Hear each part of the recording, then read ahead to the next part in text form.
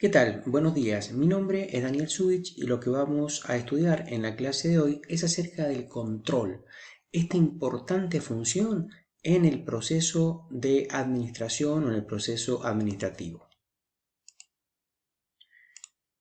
Según algunos conceptos, como ser el de Swanning, el control puede ser definido como el conjunto de actividades que tiene como objetivo hacer realidad una serie de hechos deseados. O sea, el control acompaña el sueño de concretar los objetivos.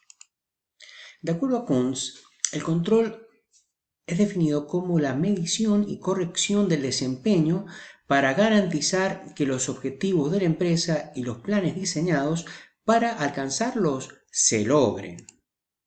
Para Robbins y Coulter, el control es el proceso que consiste en supervisar las actividades para garantizar que se realicen según lo planeado y corregir cualquier desviación significativa. Entonces podemos decir, en función de lo comentado por los diferentes autores, que el control es un conjunto de sistemas de información que permiten seguir el funcionamiento de los planes una vez puesto en marcha y medir las desviaciones que se producen en los mismos, conocer las causas de estas desviaciones y tomar una acción correctiva. La naturaleza de los conceptos de control siempre supone la existencia de objetivos, de planes, dado que no se puede controlar sin que haya planes que definan lo que debe hacerse. El control verifica si la ejecución está acorde con lo planificado. Veamos acerca de la función de control como un componente del proceso administrativo. Decimos en función del proceso administrativo como parte integrante que el control juega un rol muy importante en el diseño de la estrategia de una organización, o sea, forma parte la dirección, planificación y el control como un todo unido en el diseño estratégico.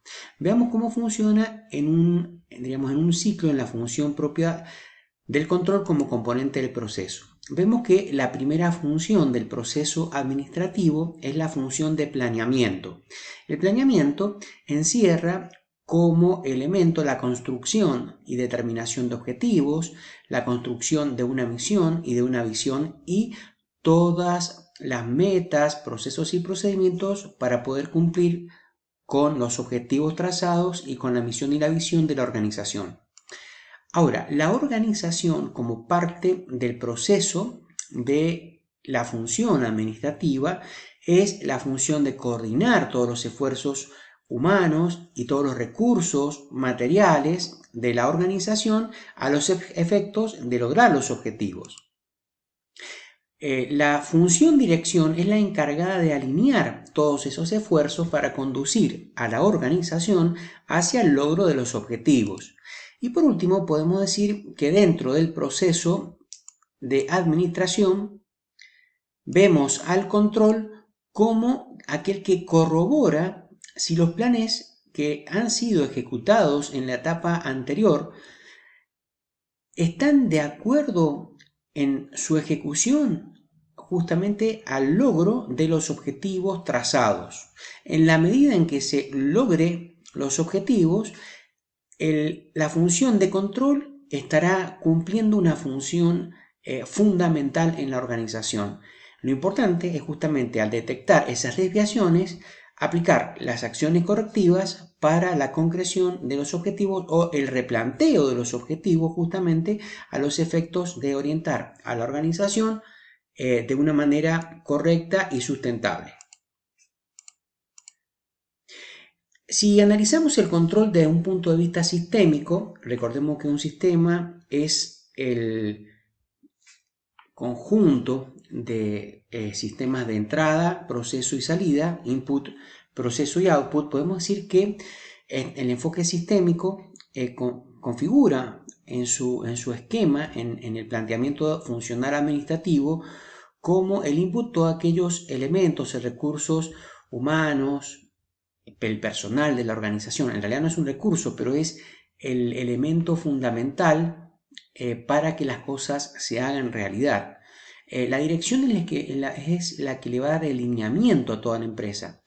Es importante la planificación, en ello la fuerza de la decisión, la fuerza dinámica de la decisión para empujar justamente todo lo que es la gestión administrativa o el proceso administrativo. Tenemos la gestión en sí, la organización con los elementos estructurales y organizativos y justamente la unión entre lo que sería planificación-dirección al control dentro de ese enfoque sistémico que me permite determinar el resultado final de ese proceso propio del empuje administrativo a través del logro de un producto, de un servicio que se va a transformar luego en un resultado operativo para la organización. Entonces, podemos decir que el control viene a conformar parte de ese flujo de la desviación, cuando este resultado, cuando este output está diferente, desviado en función de los objetivos o en función de lo planificado con respecto en términos, diríamos, organizativos.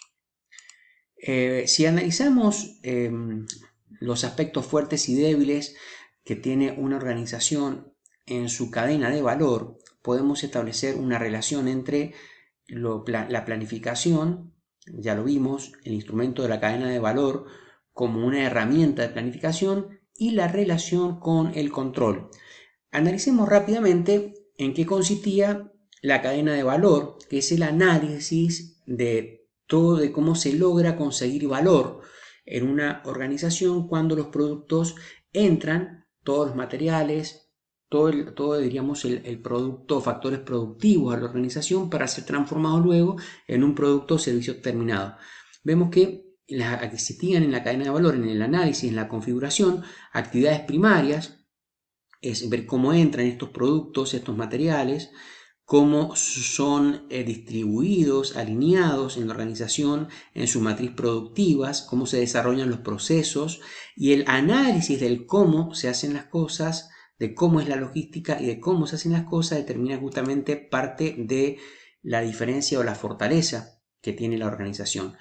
Luego, cómo se elabora ese producto, cuál es el producto terminado y cómo se acerca ese producto por intermedio de esa comunicación a nuestro cliente final y el servicio de postventa. Habían actividades de soporte en el análisis de la cadena de valor, entre ellos teníamos justamente cómo abastecíamos a cada una de las actividades primarias a través de la unidad de servicio de apoyo compras, a través de la tecnología suministrada para lograr justamente disponer cada una de las bases de las actividades primarias en los conocimientos necesarios y procedimientos aplicados, las personas que motorizan el desarrollo y gestionan la consecución del desarrollo de los planes y la ejecución de las tareas y lo que representa toda la infraestructura, todo el aparataje, la maquinaria de la estructura organizativa, nos permite lograr justamente la obtención de un producto, de un servicio que colocado al cliente nos da justamente un margen y una posibilidad de sustentabilidad. Ahora, si el margen, la utilidad en términos de sustentabilidad, en términos de cumplimiento de objetivos estratégicos no se cumplen, es necesario justamente aplicar el proceso de control o retroalimentación. Entonces, en un análisis profundo para conseguir valor y ventaja competitiva con el resto de otras empresas, nosotros tenemos que aplicar no solamente la planificación y la dirección dentro del proceso, sino que el control viene a desempeñar un rol, una función fundamental en nuestro análisis para cumplir con el proceso de la función administrativa y lograr así la eficiencia. Todos los gerentes deberían realizar controles, aun cuando consideren que se está llevando a cabo correctamente todas las operaciones o todo lo planeado, debido a que no tienen la certeza de que lo previsto se esté realizando ni completa ni correctamente. Es decir, no tienen una comparación entre lo real y lo deseado. Veamos la importancia que tiene el control en las organizaciones. Primero, es importante el control porque debe ser tenido justamente en la primera etapa del proceso administrativo durante la planificación. O sea, cuando se realizan los planes estratégicos y los planes funcionales, es necesario determinar aquellas variables, aquellos elementos que se van a controlar para que justamente chequear y verificar el cumplimiento de los objetivos. Luego es importante justamente porque un buen control otorga las facultades de decisión a los empleados. Debido al entorno actual, que es turbulento, dinámico, complejo, los administradores deben poner en práctica todas las acciones adecuadas para preservar a los empleados la información y toda una estructura edilicia y recursos organizativos que sean necesarios para el desarrollo de las tareas y para el desarrollo justamente de los labores de los colaboradores. La protección del lugar del trabajo. No hay que temer que se equivoquen los colaboradores cuando realicen sus tareas mal. En realidad, el error, la equivocación es parte del aprendizaje y es parte del proceso en donde las empresas logran crear un producto creativo distinto y para ello muchas veces se cometen errores. Por el contrario, hay que estimular justamente el desarrollo de tareas nuevas, de productos nuevos, de formas de presentación, de informes nuevos, de procedimientos y sistemas nuevos. Y bueno, lo que hay que estimular es que los empleados y los colaboradores informen lo que se está haciendo, informen sobre esos errores. Justamente en esa cultura de aceptación, de retroalimentación de la información, existe justamente la posibilidad de aprender y de crecer. Pero cuando existe un sistema, una cultura en donde se castiga al error o se castiga al empleado que comete diferentes dificultades en el desarrollo de su trabajo, sus tareas, a veces se logran algunas situaciones como el encubrimiento, el cubrir esos errores, taparlos o echarles, hacer un desplazamiento de las tareas, echarle la culpa a otras personas y no se logra justamente el aprendizaje y se transforma en un caldo de cultivo para conflictos y en donde no se desarrolla justamente un buen clima de trabajo que es necesario e ideal para el desarrollo de las tareas y para el mejor logro de los objetivos de manera productiva. Las razones por las cuales resulta necesaria una función de control en las organizaciones.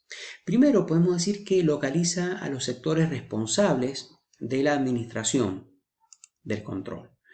Podemos decir también en un segundo lugar que proporciona información acerca de la ejecución de los planes, reduce costos y economiza el tiempo al evitar justamente los errores. Hay una necesidad de contar con la información para determinar la eficiencia de los planes y analizar la viabilidad de los mismos ante cambios que se producen en el contexto. Y por último, podemos decir que una de las razones importantes por las cuales se realizan los controles es que se identifican aquellas acciones creativas, se evalúa la capacidad decisoria no solo de aquellos gestores, directores, del administrador, pero también de los empleados. Se analiza el proceso de decisión.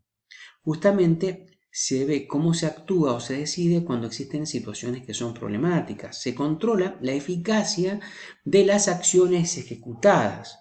Se dialoga para ver cómo detectar estos problemas. Se registra, se anota y al registrar uno tiene un antecedente para justamente poder crear y evaluar justamente las soluciones que deben realizarse. Nos vemos en un próximo video acerca de temas del control de gestión.